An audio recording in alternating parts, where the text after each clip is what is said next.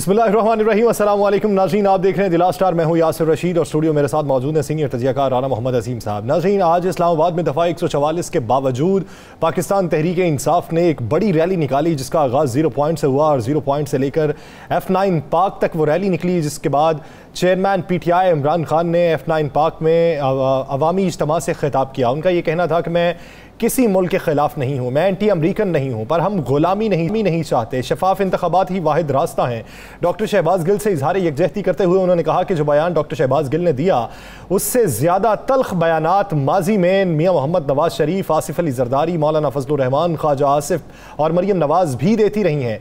उनके ऊपर कदगन क्यों नहीं लगाई गई? उनका ये कहना था कि अगर आप हमारे ऊपर मुकदमे बनाएंगे तो हम भी आपके ऊपर मुकदमे बनाएंगे और वो मुकदमे खैबर पख्तूनख्वा में बनाए जाएंगे, पंजाब के अंदर बनाए जाएंगे। उनका ये भी कहना था कि हम IG इस्लामाबाद के खिलाफ भी कार्रवाई करेंगे और उसके खिलाफ भी कार्रवाई करेंगे जिसने जानबूझकर जिस्मानी रिमांड दिया, ये जानते हुए भी कि शहबाज गिल के ऊपर तशद्दुद किया गया था।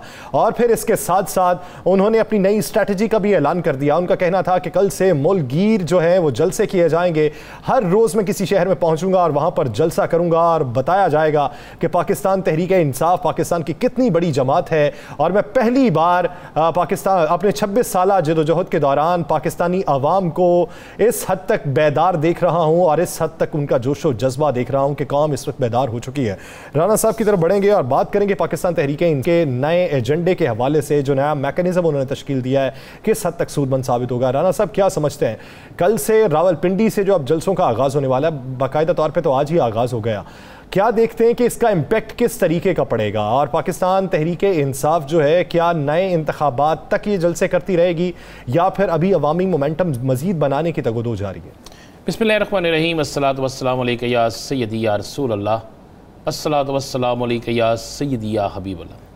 देखिए, यहाँ से दो चीज़ें ज़हन में रखिएगा कि मैंने पहले भी प्रोग्राम में कहा था कि कप्तान ने खुल कर लड़ने का फैसला कर दिया। आज कप्तान का लबो लहजा, आज कप्तान की तकरीर, आज कप्तान का स्टाइल, आज कप्तान का वार्निंग देना, आज कप्तान का ऐलान करना, ये बिल्कुल एक वाज़ेह है कि कप्तान ने खुलकर लड़ने का फैसला कर लिया।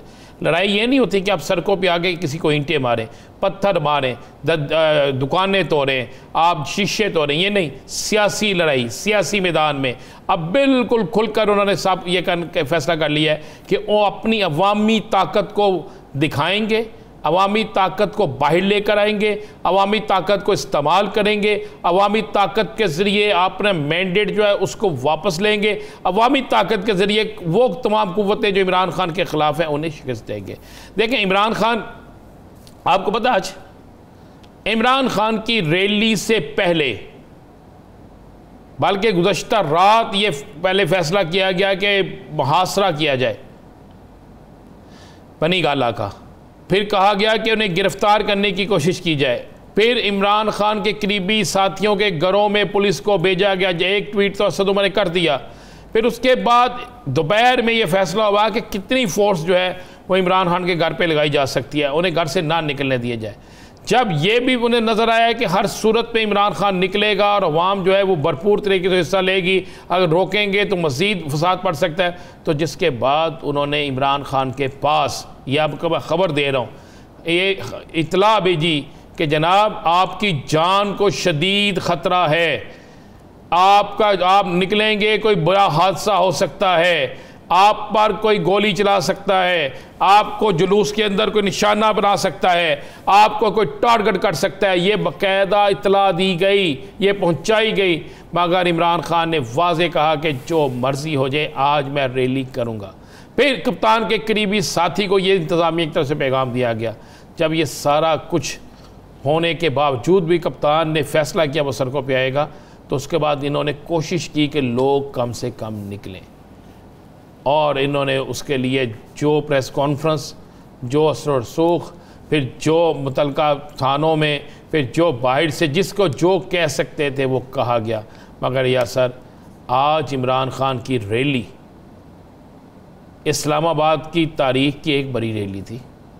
बहुत कम वक्त में इतने लोगों का निकलना, फिर कप्तान का उससे खिताब करना, खिताब करने के बाद पुरजोश तरीके से ये सारा पैगाम देना। कप्तान अब एक दिन भी जो है ना, अगर आप सोचें कि कप्तान एक दिन भी चुप करके बैठेगा, ऐसा नहीं होगा। तो आप क्या समझते हैं कि क्या ये फाइनल राउंड है? फाइनल राउंड नहीं, ये आप राउंड फाइनल है। अब फाइनल राउंड का आखिरी ओवर जो है कप्तान ने कब कराना, ये फैसला कप्तान का है। राउंड आखिरी शुरू हो गया।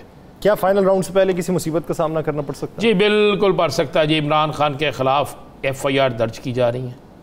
नंबर 1, इमरान खान के खिलाफ एक तो ये 144 की इमरान खान समेत इनके साथियों पे FIR दर्ज की जाएगी। कल पिंडी के जलसे में भी एक FIR दर्ज की जाएगी, लेकिन वो FIR इस्लामाबाद में दर्ज होगी, पिंडी में नहीं होगी, क्योंकि पिंडी इनके इंटर नहीं आता। इस्लामाबाद में किस तरीके से करनी है, वो FIR कौन करेगा, क्या करेगा, ये सारी चीज़ें जो हैं ये आपको नज़र आ जाएंगी। इन चीज़ों के बाद इमरान खान के ख़िलाफ़ आप गौर करें ना, आज कि चंद दिन 1-2 दिन पहले मरियम वो जो है इनकी पंजाब की सेक्रेटरी इत्तलात जो हैं उज़्मा बुहारी, उन्होंने कहा कि हमारा टारगेट इमरान खान है, इमरान खान को फिट करना है हमने इस केस में। आज मरियम औरंगज़ेब साहिबा ने, वज़ीर इत्तलात साहिबा ने अपनी प्रेस कॉन्फ्रेंस में जो बात की, अगर आप उसको सुने तो उस बात में उन्होंने बिल्कुल वाज़ेह तौर पे कहा है कि जनाब शहबाज गिल जो है वो कप्तान की डिक्टेशन पर, कप्तान के कहने पर ये सब कुछ करता था, स्क्रिप्टेड भी कर दिया कर। बिल्कुल, इसका मतलब है कि वो तमाम चीज़ें जो ये 2 ज़िम्मेदारान कह रहे हैं हुकूमती, एक पंजाब का साबिक हुकूमती ज़िम्मेदार है, एक अब वफाक की वज़ीर इत्तलात हैं। इसका मतलब है पुलिस की फाइंडिंग में ये सारा कुछ लिखवा दिया गया है या लिखवाया जा रहा है, या सर सही है ना। अब इन्होंने कप्तान को किसी ना किसी तरीके से बिलवास्ता बिलावास्ता इस केस में फिट करने की कोशिश करनी है, जो कप्तान को बचाने के लिए एक साजिश होगी। दूसरा, आपने गौर किया कि सलमान रुश्दी जो है एक फितना, जो मैं समझता हूँ कि उस पर जितनी लानत भेजी जाए कम है, उसके हवाले से जो प्रोपेगेंडा किया गया, आज इमरान खान ने उस पर बिल्कुल वाज़ेह क्लियर मौक़िफ़ दे दिया। और फिर ये भी एक पैगाम बचाया गया कि जनाब कोई मजहबी इंतहा पसंद आपके उस बयान पर जो जिस पे खान साहब कहते हैं मैंने वो दिया ही नहीं, वो बिल्कुल हकाइक से हट के लोगों ने उसे शाया किया गया है, उस पर भी आपको कोई जानी नुकसान पहुँचा सकता है। यानी इतनी मुसीबतें खान के लिए, कप्तान के लिए खड़ी करने की कोशिश की जा रही है, लेकिन इन तमाम चीज़ों के बावजूद भी कप्तान फैसला कर चुका है कि वो हर सूरत में इनके साथ लड़ेगा, हर सूरत में इनके खिलाफ खड़ा होगा, हर सूरत में इंसाफ लेगा। देखें, एक चीज़ तो बड़ी क्लियर है, चंद दिन इन्होंने शहबाज गिल के केस के हवाले से बिल्कुल बड़े हिकमत अमली से गुजारे कि उसको इंसाफ मिल जाए या कोई मामला हो जाए, लेकिन जब इन्होंने देखा कि इंतहा दर्जे तक चीज़ चले गई है, तो उसके बाद यासर फिर सामने आना बनता था। और आज जितनी रैलियाँ, फैसलाबाद घंटाघर चौक भरा हुआ था, लाहौर में लिबर्टी चौक के इर्द गिर्द सड़कें भरी हुई थी, आप इस्लामाबाद में आपको एक समंदर नजर आ रहा था। पॉलिसी के तहत जो इन्होंने ऐलान किया उसमें काफ़ी अवाम मौजूद थे और वो अवाम ने शहबाज गिल के सहारे यकजहती किया और चेयरमैन PTI की एक कॉल के ऊपर सड़कों पे अवाम का जमे गफीर मौजूद था। नाज़रीन, इसी में मजीद भी बात करेंगे। हमें ज्वाइन किया है साबिक वज़ीर ममलिकत पाकिस्तान तहरीक इंसाफ के रहनुमा फ़ारूक हबीब साहब ने। फ़ारूक साहब, बहुत मशकूर हैं आपके वक्त के। फ़ारूक साहब, आज कप्तान ने एक बात की है, उनका ये कहना है कि जिस तरह आपने मुकदमा किया शहबाज गिल पे, हम भी मुकदमे चलाएंगे मौलाना फजलुर रहमान पे, मियाँ मोहम्मद नवाज शरीफ पे, आसिफ अली जरदारी पे। तो अगली प्लानिंग PTI के मुकदमात के हवाले से क्या है? देखिए, बुनियादी तौर के ऊपर ये चीज तो अब एस्टेब्लिश हो चुकी है कि इमरान खान साहब जब चाहे आवाम लाखों की तादाद में सड़कों के ऊपर बाहर निकल सकती है। और आपके इल्म में है कि इमरान खान ने एक दिन की 24 घंटे से कम का वक्त में कॉल दी है, और आपने देखा कि पिंडी, इस्लामाबाद, फैसलाबाद, लाहौर, बड़े बड़े तमाम शहरों के अंदर लोग बाहर निकले हैं।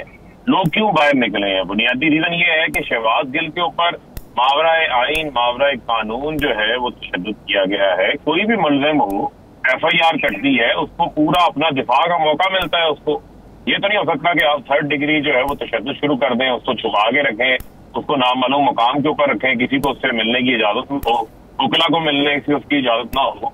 ये कोई दहशतगर्द पकड़ लिया है या कोई इन्होंने मुल्क के खिलाफ किसी गद्दार को पकड़ लिया है? ये किस किस्म का सलूक कर रहे हैं? जिनकी कैदियों के साथ ऐसा सलूक नहीं होता, उनके हकूक भी होते हैं। जो शहबाज गिल के साथ इन्होंने किया, इस किस्म का तशद्दुद किया, उसके बाद उसको इलाज भी जो है वो फराहम नहीं किया गया। और आपके इल्म में है कि पिम्स हॉस्पिटल से कल जब उसको लेकर गए, उसकी हालत आपके सामने थी कि उसको सांस में लिया जा रहा था। यानी इनका यहाँ तक उसको पहुंचा दिया कि किसी सूरत उसकी मौत वाकई ना हो जाती, खुदा ना खास्ता, और उसको तशद्दुद करके, ज़हनी तौर के ऊपर कमजोर करके, उसको तोड़ के अपनी मर्जी का जो है वो बयान उससे लेना चाहते थे, जिसको उसने एक्सपोज किया, उस साजिश को अदालत के सामने उसने बयान दिया। अब बयान जो भी दिया है शहबाज गिल ने, उसमें आपने कानून के मुताबिक देखा है, लेकिन उसका क्या ताल्लुक है कि इमरान खान खाता क्या, इमरान खान से कौन मिलने आता है, कितने बजे मिलने आता है, मुलाकातें क्या होती हैं। मुल्क है, ये कोई बनाना रिपब्लिक नहीं है। यहाँ पर आइन और कानून के तहत इस मुल्क में आगे चलना है। ये नहीं हो सकता कि किसी का दिल चाहे वो किसी को भी उठा ले, उसके बाद जिसका मर्जी उसके ऊपर तशद्दुद करे। और जिस किस्म की इसकी हालत थी, आपने देखा कि लोग खुद ब खुद सड़कों के ऊपर बाहर आ रहे थे। और आज मैं समझता हूँ कि जिस तरह उसके ऊपर तशद्दुद करके उसको जिस तरीके से लागर बना दिया गया सेहत के लिहाज से, वो आपके इल्म में यही वजह है कि आज हमें अपनी एहतजाज की जो है वो कॉल देनी पड़ी। कल इमरान खान साहब गए, मुलाकात करने की कोशिश की, मुल्क के साबका वजीर आजम है, हमारी पार्टी का रुकन है, लेकिन उससे मुलाकात की इजाजत नहीं। अच्छा फरूख हबीब साहब, आज मरियम औरंगजेब साहिबा ने प्रेस कॉन्फ्रेंस की, उसमें जो फुटेज दिखाई है, क्या वो फुटेज शहबाज गिल साहब की नहीं है? इनको शर्म आनी चाहिए। पहली बात तो ये है, ये पहले 3 दिन की फुटेज दिखाएं, शहबाज गिल को कहाँ रखा था? ये आज बड़ी फुटेज सामने लेकर आ रही है। आपको याद है असल नवाज की, फहर नवाज की कुर्सी में बैठे एक तस्वीर बाहर आ गई थी और उसके ऊपर कितना इन्होंने शोर मचाया था। वो तो कुर्सी के ऊपर बैठा हुआ था ना, इनको तो किसी मच्छर ने नहीं काटा वहां पर जब ये जेलों में गए हैं। यही ऐसा इकबाल बड़ी बातें करते हैं। ये खुद तस्वीर शेयर की है तो पैंट कोट टाई पहन के और पॉलिश बूटों के साथ जो है ये अदालतों के अंदर पेश होते हैं। इन्होंने कौन सा अदालतें नहीं, ये बताएं क्या ये फुटेज है शहबाज गिल की? मैं आपको ये कह रहा हूँ कि शहबाज गिल की जो इन्होंने हालत बना दी है, उस हालत से भी ये नजर आ रहा है कि उसका अगर आप चेहरा देखते हैं उसका, तो लगता ही नहीं है शहबाज गिल जिस तरीके से उसकी ये हालत कर दी गई है। उसको सांस लेने का प्रॉब्लम, मैं तो नहीं ये कह रहा ना, ये तो डॉक्टर जो है उन्होंने यूनानिमसली रिपोर्ट लिखी है। कुछ लोग ये कहते हैं कि डीप फेक से बनाई गई ये फेक फुटेज। देखें, मैं इसके ऊपर कुछ नहीं कह सकता, ये फुटेज इन्होंने काम बनाई या नहीं बनाई, लेकिन हमें ये पता है कि शहबाज गिल को जिसमें सारे मीडिया की फुटेजेस है वो डीप फेक तो नहीं बनी। जो उसकी हालत थी व्हील चेयर के ऊपर, किस तरीके से उससे माइक छीना गया, जो उसकी एम्बुलेंस की फुटेज है 1122 की, वो भी आपके सामने है। वो किसी ने ढकी छुपी तो नहीं है। ये वो तमाम हकायक है, वो तमाम फैक्ट्स हैं जिन्होंने उसके ऊपर क्या केस बनाना था। इनके ऊपर खुद एक मुकदमा अवाम की अदालत में चलना शुरू हो गया कि यार कोई क्या इतना बेहिस हो सकता है, इतना जालिम हो सकता है, इतना पुरतशद्दुद हो सकता है, इतना बड़ा जल्लाद बन सकता है, इतनी क्या बर्बरियत की नौबत आ पड़ी है। इतने खौफजदा किस बात के हो गए आप? ये किस बात का खौफ आपको, जो खौफ आपको खाए जा रहा है? भाई अवाम की एक रियलिटी है, अवाम की सोच है, अवाम की पसंद का नाम इमरान खान है, उसको कबूल करना पड़ेगा। आप उसको कबूल करें और मुल्क को आगे चलने में। आप मुल्क को किस हालत की तरफ लेके जा रहे हैं? मुल्क की इकोनॉमी को कहाँ लेके 42% के ऊपर महंगाई पहुंच गई है। और ये वजीर इत्तलात जो कैंडी क्रश है, ये बैठ के प्रेस कॉन्फ्रेंस कर रही है, सिर्फ शहबाज गिल के ऊपर कर रही है। ये बताए ना, इनको पता है कि बाहर निकले ना आए, राणा साहब फैसलाबाद की सड़कों के ऊपर गलियों के ऊपर आए, इनको लोग बताएं। आपने फैसलाबाद की बात की, फैसलाबाद में इलेक्शन हो रहा है आपके हल्के में, आपके हल्के में इलेक्शन हो रहा है, खान साहब यहाँ से इलेक्शन आ रहे थे। फरूख हबीब साहब, बिल 5,000 बिजली का आता था ना, उसका इस महीने 25,000 रुपये बिजली का बिल है। 25,000 तो उसकी टोटल आमदन थी, जिसमें वो अपने बच्चों को 2 वक्त की रोटी मुश्किल से पूरी करता था। वो बिल दे या अपने बच्चों को खाना खिलाए। इन बेशर्मों को कोई एहसास है कि उन्होंने 5 महीने में मुल्क को पहुंचा कहाँ दिया? खुद तो सरकारी खर्चों को प्रोटोकॉल चल रहे हैं। फरूख साहब, आपके हल्के की बात हो रही है, फैसलाबाद की आपने बात की है, खान साहब ही इलेक्शन लड़ेंगे या आप लड़ेंगे? खान साहब ही इंशाल्लाह इलेक्शन लड़ेंगे, 9 के 9 हल्कों में लड़ेंगे। आज हमने उनके कागजात की बहाली के लिए अपील भी दायर कर दी है। जो रिटर्निंग अफसर ने इकदाम किए, वो इकदाम सस्ती शोहरत के लिए थे। तो किस तरीके से मैं इमरान खान के कागज मुस्तरद करूंगा तो खबर बन जाएगी। तो भाई जो 8 रिटर्निंग अफसरान है वो भी इलेक्शन कमीशन के मुलाजिम थे ना, उनको भी यही एतराजात भेजे गए थे। हर मुखालिफ उम्मीदवार को, ये भी मैं आपको बात बताऊं, हर मुखालिफ उम्मीदवार ने जिन हल्कों में खान साहब ने अपने कागज जमा करवाए, वहां पर एक ही तरीके के एतराजात भेजे, व्हाट्सएप से किसी जगह से भिजवाए गए कि इनके कागजात के ऊपर जो है वो एतराज लगाया है। लेकिन वो तमाम एतराजात, वो तमाम ऑब्जेक्शन जो है वो दूर हो गए। लेकिन यहाँ पर हमें ऐसे ऐसे आइंस्टाइन जो है वो मौजूद है इलेक्शन कमीशन के अंदर, जो कि अपनी मर्जी करते हैं। वो कहते हैं हमने कानून को नहीं देखना। भाई आपने SBR का काम कब से शुरू कर दिया?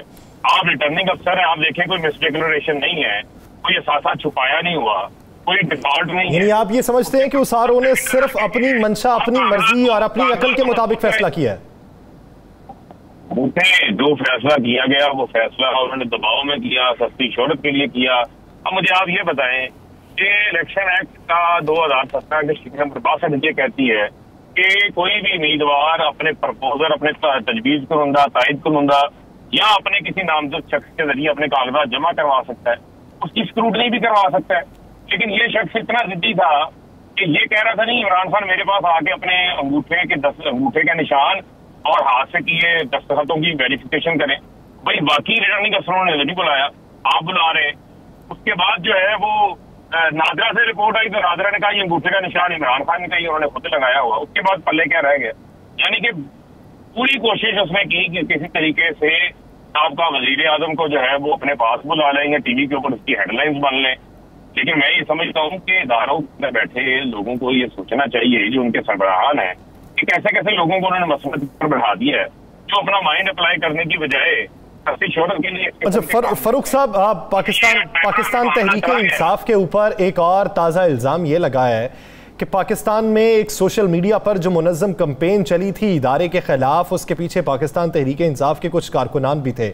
जो एक लिंक स्टैब्लिश किया जा रहा है, आपके किसी कारकुन का जो झंग से ताल्लुक़ है, उसने ट्वीट की और उस ट्वीट को बेशतर लोगों ने रीट्वीट भी किया। पिछले दिनों सुनने में ये आ रहा था कि पाकिस्तान तहरीक इंसाफ जो है अपनी पार्टी के अंदर अकाउंटेबिलिटी को मद्देनजर रखते हुए एक तहकीकात कर रही है कि क्या इदारे के खिलाफ पीटीआई का अपना कोई कारकुन मुलव्वस है या नहीं है। तो आपकी पार्टी अभी तक उस तहकीकात में किस नतीजे तक पहुंची है? पहले तो आप एक फैक्ट एस्टैब्लिश करने हैं कि कार्रवाई होगी तो शहबाज गिल के खिलाफ होगी, जो इदारों के खिलाफ, उससे क्या खौफ आता है? उसके खिलाफ कार्रवाई क्यों नहीं होती? नवाज शरीफ जो मर्जी कह दे, वो धूमधाम से मुल्क से बाहर चला जाता है। शहबाज शरीफ जो है वो 400 रुपए का स्टाम्प पेपर दे, उससे कोई पूछने वाला नहीं है। मरियम सफदर इदारों के सरबराहान के नाम ले लेके इल्जामात लगाती है, उनके ऊपर कोई कार्रवाई नहीं होगी। बाकी लोगों के जिन्होंने जिस किस्म के बयानात दिए हैं, या याद सादिक ने बयान दिया था जो ख्वाजा से बात करता रहा है, ये किसी ने ढकी छुपी है। जो इनके सोशल मीडिया कन्वेंशन के अंदर नारे लगते रहे हैं, तो वीडियोज आप जब चलाते हैं ना अपने टीवी के ऊपर, तो उसके ऊपर टू टू टू टू आ जाती है, कोई चला नहीं सकता। इस किस्म के नारे वहां पे लगाए गए थे।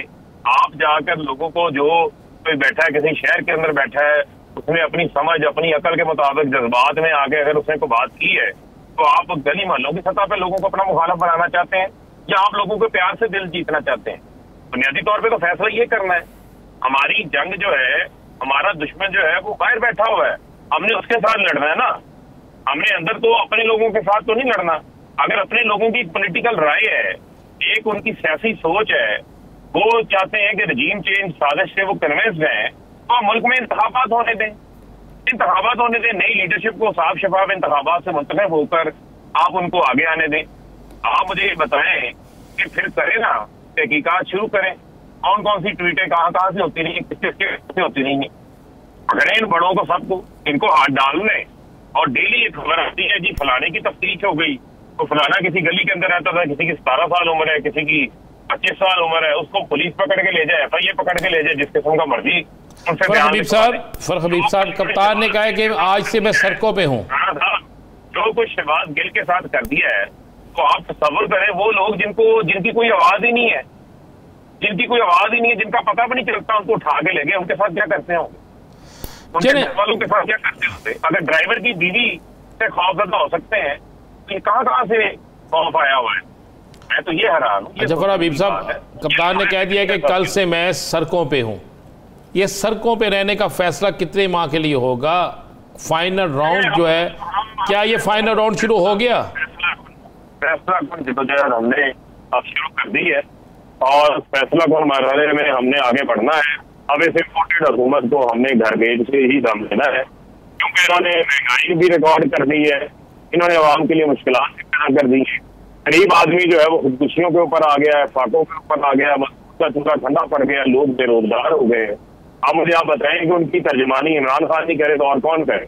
आपको ये बता रहा हूँ कि फैसलाबाद में मैंने अपनी आंखों से देखा है, मुसलसल पिछले 5 रोज से लीडरलेस आज हो रहे हैं। लोग बिजली के बिल लेके नहीं अदा कर सकते भाई, बाहर आ गए लोग सड़कों के ऊपर। खुदा न खास्ता ये मुल्क को किसी और जाने ना लेके जाएं। अवाम इस टाइम बड़ी शदीद गम गुस्से के अंदर है। लोग खुद ब खुद सड़कों पे बाहर निकल आए, लीडरलेस बाहर निकल आए, तो इनको कौन समझाएगा, कौन रोकेगा? फिर नहीं कोई उनको रोक सकता। बगैर किसी लीडर के अवाम सड़कों पर निकल आए तो कौन रोक सकेगा? ये माशरे को किसी और तरफ लेकर जा रहे हैं। इस माशरे में बेहतरी का हल सिर्फ नए इंतखाबात है। बहुत शुक्रिया फ़ारूक हबीब साहब। इस हवाले से अपना वाली नाज़रीन दीगर सियासी मंजरामे में बात करेंगे। एक शॉर्ट ब्रेक के बाद कहीं नहीं जाएगा। Stay with us.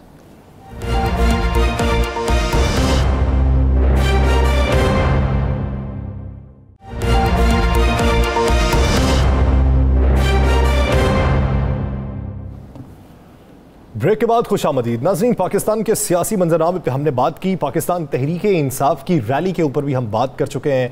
आने वाले दिनों में पाकिस्तान तहरीक इंसाफ की रैली का मुकाबला वफाकी हुकूमत किस तरीके से करेगी, अवाम का जो मोमेंटम बनता जा रहा है उसे किस तरीके से दबाया जा सकता है, अवाम को रिलीफ किस तरीके से मिल सकता है कि हालिया दिनों के अंदर महंगाई की शरह में जो ख़तरनाक हद तक इजाफा होता जा रहा है इस पर किस तरीके से काबू पाया जाएगा।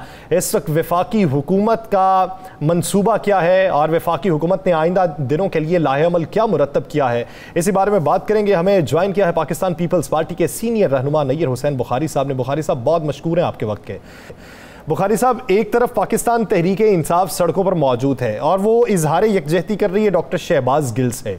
वो ये कहती है कि स्टेटमेंट के ऊपर उनसे कोई बाज़पुरस नहीं हो रही, ना तहकीकात हो रही है, ना उनसे गुफ्तो शनीद हो रही है, जबकि उनके ऊपर सिर्फ तशद्दुद किया जा रहा है और तशद्दुद के बयानिए को हवा दी जा रही है। आप क्या समझते हैं कि एक तरफ जहाँ पे अवाम महंगाई के शिकार हैं, सैलाब का शिकार है, वहाँ पे ऐसी जो मौज़ूआत हैं इनको हवा देने से फ़ायदा किसको होगा? शुक्रिया। गुजारिश है कि आपने इंट्रो में ऐसे इश्यूज की तरफ निशानदेही की जो बिलाशुबा पाकिस्तान की मौजूदा सूरत हाल में उनकी अपनी इम्पोर्टेंस है।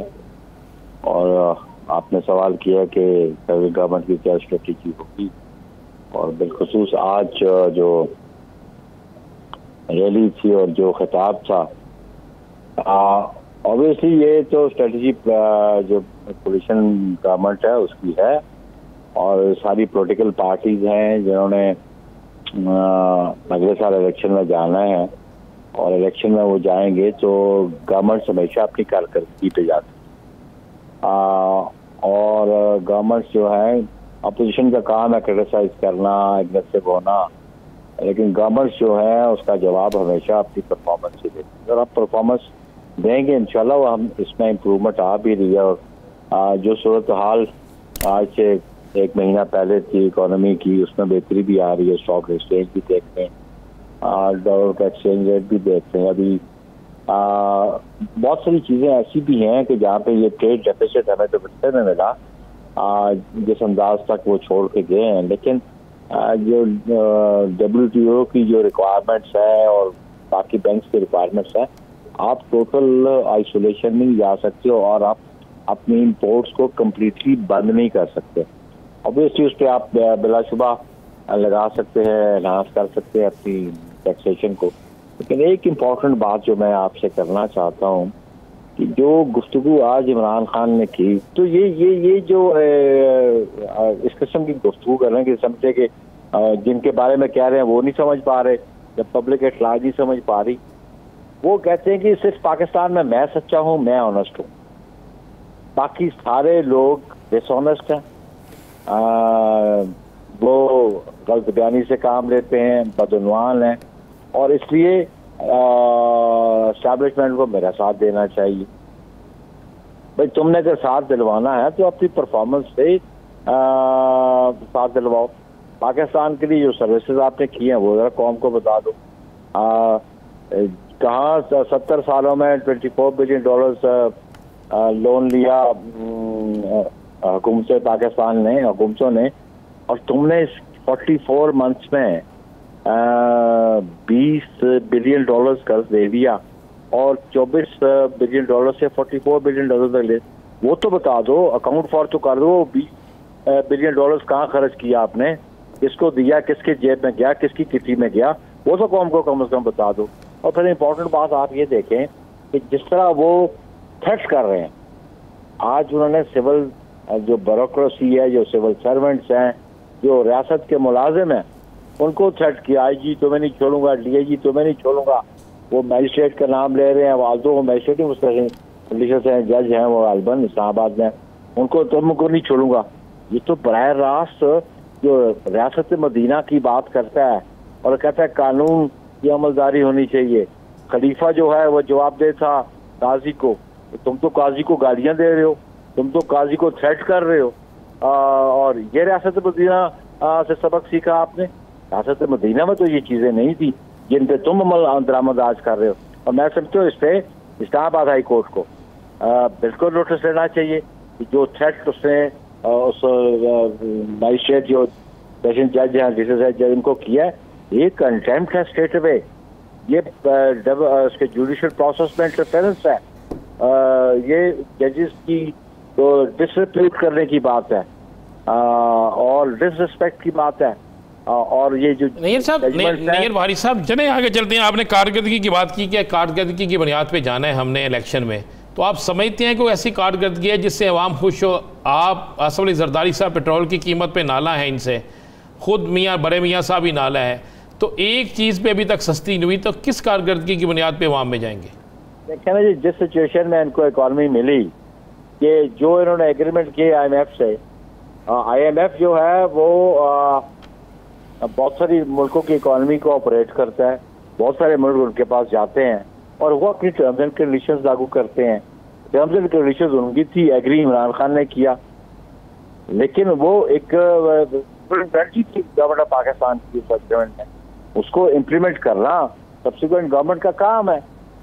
और उसको फुलफिल न करते भी कहते वो बन जाता श्रीलंका, ऑब्वियसली उसके बन जाना था। लेकिन आप ये देखिए इसका इम्प्रूवमेंट आ रही है, इम्प्रूवमेंट आएगी। ये जो 4.25 साल में गद किया उसने, वो 4 महीने में तो सीधा तो नहीं हो सकता था। और बिलखुसूस आप देखें ट्रेड डेफिसिट को देखें, $48 बिलियन का ट्रेड डेफिसिट है, कैसे पूरा करेंगे आप? इसलिए हम समझते हैं कि मौजूदा हुकूमत, हाँ जो पेट्रोल की बात है बिल्कुल ये गवर्नमेंट का काम नहीं था, ये तो ओबरा से रिकमेंड करती है और पेट्रोलियम मिनिस्टर इसको अप्रूवल देता है प्राइम मिनिस्टर से। हम समझते हैं कि उसको कैबिनेट में डिस्कस होना चाहिए था, कैबिनेट को अप्रूवल देनी चाहिए थी। ये तो एक प्रोसेस कितने अर्से से चल रहा है कि हर 15 दिन के बाद ये शुरू हो जाती है, प्राइसिंग उसकी होती है आफ्टर एवरी 15 डेज। और अभी तो मिफ्ता ने अपने स्टेटमेंट में वहाँ हमें टैक्स तो नहीं लगाया, इंटरनेशनल मार्केट में जो प्राइस है उसको सामने रख के हमने किया, इन्होंने कमिटमेंट की हुई है। अच्छा बुखारी साहब, आप ये देखिए कि आलमी मंडी में पेट्रोल की जो कीमतें हैं वो काफ़ी दिनों से कम है। हम 15 दिन के हिसाब से भी लगा लें, आप कह रहे हैं मुल्क बेहतरी की तरफ जा रहा है, लेकिन IMF के डील के नतीजे में पेट्रोलियम लेवी जो है वो 50 रुपए तक लेके जानी है। अभी हालिया 15 से 20 चल रही है, 30 रुपए अगर उसमें भी इजाफा होता जाएगा। 42% इस वक्त महंगाई की शरह है, तो ये महंगाई की शरह कैसे कम हो पाएगी? नहीं देखिए, महंगाई चलिए इंटरनेशनली ये तो हो रही है, लेकिन ये आपने बड़ी अच्छी बात की कि 50 रुपीज से किसको जाना है। ये एग्रीमेंट किसने किया है? मिफ्ता इस्माइल ने किया है, शहबाज शरीफ ने किया है, ये मौजूदा गवर्नमेंट ने किया, ये तो इमरान खान ने किया है। और उसने बड़ी क्लैरिफिकेशन दी है कि जी हमने नया टैक्स कतन को नहीं लगाया। ये जो लेवी है पेट्रोलियम लेवी, ये कमिटमेंट थी जिसको उन्होंने ऑनर करना पड़ता था, वरना आपको तो फिर ना तो स्टेबिलिटी आपकी इकोनॉमी में आती, क्योंकि बाकी भी जो मुल्क आपको जो डोनर्स हैं वो तब तक आपको फाइनेंस नहीं करते जब तक जो टर्म्स एंड कंडीशंस IMF के साथ हैं आप वो फुलफिल नहीं करते। बहुत करीबी दोस्त है आपके, और जो हमेशा मुश्किल वक्त में UAE और सऊदी और कतरी करते रहे, लेकिन आज वो रिलेक्टेंट थे, वो उस मुआवजे को देख रहे थे कि अगर वो एग्जीक्यूट हो जाए तो फिर अच्छी सूरत हाल जो है बेहतरी की तरफ जा सकती। और अल्टीमेटली मैं ये बात बोलूँ, एज ए पोलिटिकल वर्कर, हर पोलिटिकल पार्टी, चाहे वो जिस दिन इमरान खान गया था उसकी रेटिंग बिल्कुल जीरो हो चुकी थी इस इकोनॉमी की वजह से, लेकिन हमें ऐसे सर्कमस्टांसेस में गवर्नमेंट लेनी पड़ी, क्योंकि वो गवर्नमेंट अगर हम ना उसको हाउस करते तो पाकिस्तान को और बर्बाद। अच्छा, आप बुखारी साहब जैसे राय रख रहे हैं कि जब वो गए तो उनकी जो पॉपुलैरिटी थी वो जीरो हो चुकी, क्या वजह है कि आपने भी कई दहाइयों इस सियासतदान के मंजरनामे देखे होंगे, सियासत भी देखी है, सियासत में उतार चढ़ाव भी देखा है, इस सब के बावजूद इमरान खान को मकबूलियत क्यों मिल रही है, अवाम में पजीराई क्यों मिल रही है, आपकी बात क्यों नहीं सुनी जा रही? देखिए मेरी आप सुने, अपोजिशन का काम है उसको एक्सप्लॉइट करना गवर्नमेंट की पॉलिसीज को। और आप सही ये समझते हैं कि जी 10-20 हज़ार का मजमा ये पॉपुलैरिटी है, I don't agree to it. और अभी ये जो बाई इलेक्शन आ रहे हैं ना, आपको रिजल्ट पता चल जाएंगे क्या है। तो जो बाई इलेक्शन हुए हैं पंजाब के अंदर, उसके रिजल्ट से आप क्या क्या निकालते हैं? उसमें हम समझते हैं कि सीट उनकी थी, लेकिन उसमें उनको महंगाई का बेनिफिट मिला, क्योंकि उसमें महंगाई तो सर ये तो बुखारी साहब ये भी तो सीट उनकी है ना। कौन सी? ये जो अभी 9 हल्कों में इसलिए इनकी पॉलिसी बैडली फेल होगी इसमें। जो वो इनको वोट क्यों देंगे कि जिन्होंने ऑलरेडी रिजाइन किया हुआ है वो इस पब्लिक को वो रिप्रेजेंट करने असेंबली में तो जाएंगे नहीं। अच्छा, काम फिर रिजाइन करेंगे। ऐसा पेट्रोल की कीमत तो भारी साहब हो गई, मान लिया IMF से मुआहिदा, ये जो बिजली के बिलों में जितना इजाफा हो रहा है, ये जो हर चीज़ की कीमत, कोई एक चीज़ ऐसी नहीं जिसकी कीमत कम हो, बड़ी है, इसमें किसका कसूर है? देखिए बात ये है इसमें बेसिकली बुनियादी बात जो है ना, मैंने बहुत पहले दफा कहा था कि जब दूध की कमी हो ना तो भैंसें पाली जाती, संडे नहीं पाले जाते। आज आपकी एग्रो बेस्ड इकोनॉमी है, और जब तक आप एग्रीकल्चर पे तवज्जो नहीं देंगे, जब तक आपका जो एग्रीकल्चर प्रोड्यूस है वो नहीं बढ़ेगा, तब तक आप जो है इकोनॉमी को कोई सहारा नहीं दे पाएंगे। और उसके लिए सेकेंडली बात है कि आप अपनी चादर देख के पाँव फैलाएं। आपको क्या जरूरत है अमेरिकन चीज खाने की और चॉकलेट खाने की और अमेरिकन आइसक्रीम खाने की और इम्पोर्टेड फल खाने की? मत खाए ना इम्पोर्टेड चीजें, ये लग्जरियस आइटम है जो जरूरी है। साहब आम आदमी बेचारा जो है वो तो पाकिस्तानी फल नहीं खा सकता, हम तो आम आदमी की बात कर रहे हैं। जो अमेरिकन चॉकलेट या वो तो खाते हैं तगड़े अमीर आदमी, हम तो आम आदमी जिससे आपने वोट लेना है उसको तो। डॉलर किधर चला जाता है? या तो पेट्रोल पे चला जाता है या लग्जरियस आइटम पे चला जाता है। तो डॉलर को आप अपने पास कंट्रोल करेंगे तो आपके रुपये की वैल्यू बनेगी। वारी साहब, नैयर वारी साहब, डॉलर कितने में अभी कह रहे हैं, आम जो हमारे पाकिस्तान की 80% अवाम है उसका तो डॉलर से तल्लक ही कोई नहीं बेचारों का। बिल्कुल है ना तल्लक बादशाह। आपकी बात क्यों नहीं समझ रहे कि आपकी किसी पे पैसे नहीं है, आप पेट्रोल कहाँ से लाएंगे? जो जो जो जो पैसे आप लग्जरियस आइटम पे खर्च करते हैं वो एसेंशियल कमोडिटीज पे खर्च करें, डॉलर्स को रिटेन करें। एक आदमी की इनकम है 15,000 पर मंथ और वो एक्सपेंसेस 25,000 के करेगा और कर्ज लेके करेगा, कब तक कर्ज देने वाले कर्ज देंगे और कब तक वो कर्ज से गुजारा करेगा? तो मौजूदा हुकूमत सर इंपोर्ट पे पाबंदी लगाई, डॉलर को रोका भी, तो क्या अब इस बुनियादी मकासद के ऊपर भी अमल दरामद होगा? कौन से बुनियादी मकासद? यही जो डॉलर को रोकना है, इंपोर्टेड अशिया के ऊपर पाबंदी लगानी है, हुकूमती सतह पर इक़दाम क्या होंगे? उसके लिए फिर प्रेशर था, क्योंकि हम WTO के साथ भी हम मुंसलिक हैं और जो वर्ल्ड ट्रेड ऑर्गेनाइजेशन है उसकी भी रिक्वायरमेंट्स हैं। IMF की रिक्वायरमेंट थी तो आपको वो इंपोर्ट पे बैन उठाना पड़ा, लेकिन आप उसके साथ टैक्सेशन की जो हद है उसको मद्देनजर रखेंगे, लेकिन आपको डिस्करेज करनी पड़ेगी। जो लग्जरियस आइटम है उसको डिस्करेज करना पड़ेगा। जो एसेंशियल कमोडिटीज है आपको वो इंपोर्ट करनी पड़ेगी। पुरतायुश अशिया की खरीदारी पर हौसला शिकनी करनी पड़ेगी और यहाँ की बुनियाद क्या है उस पर हौसला अफजाई करनी पड़ेगी, तभी सूरत हाल कुछ बेहतर हो सकती है। बहुत शुक्रिया नैयर हुसैन बुखारी साहब इस हवाले से अपना वक्त देने के लिए। नाजरीन, दीगर इश्यूज़ पर बात करेंगे एक शॉर्ट ब्रेक के बाद, कहीं नहीं जाएगा। Stay with us.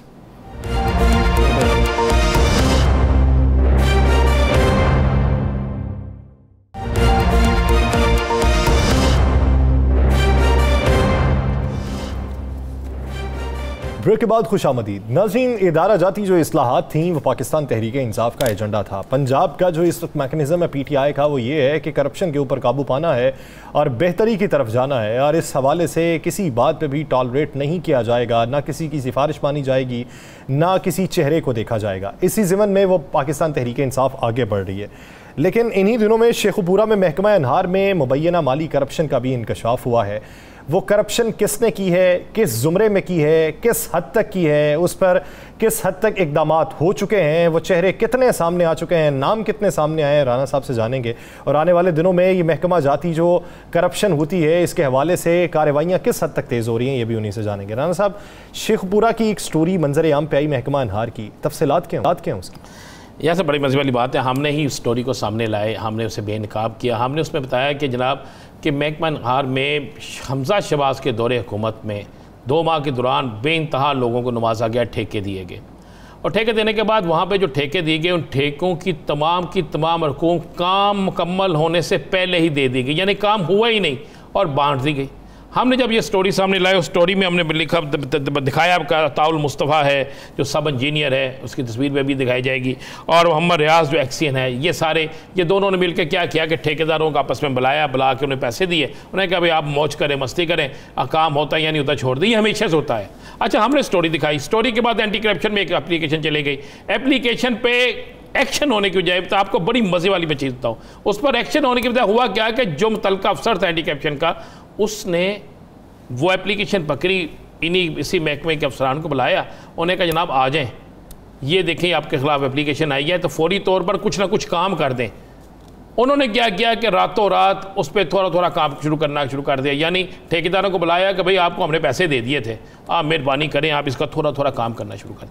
हालांकि डीजी एंटी करप्शन राय मंजूर नासर एक डेड होनेस्ट आदमी है यासर, जिसे कहते हैं ना डेड होनेस्ट आदमी है, और वो किसी शख्स का दबाव कबूल नहीं करता। और राय मंजूर नासर को हुकूमतें कहें, राय मंजूर नासर को ताकतवर शख्स के, वो बात मानता ही नहीं, वो कहता जो मेरिट होगा उससे हट के नहीं करूँगा। लेकिन राय मंजूर नासर साहब के नीचे ही कुछ हमले ने ऐसा काम दिखा दिया कि 92 से बेनकाब करता है। जब सामने सारी चीज़ें आती हैं, सब कुछ सामने आता है, तो उसी महकमे के एंटी करप्शन का एक अफसर जो है, मुतल्लिका अफसर जो है, गालिबन मकबूल के वैसा नाम है, वो जाकर दे देता है। राय मंजूर नासर साहब जो है, वो मेरे ज़ाती ख्याल है कि वो इस पर एक्शन ले रहे हैं।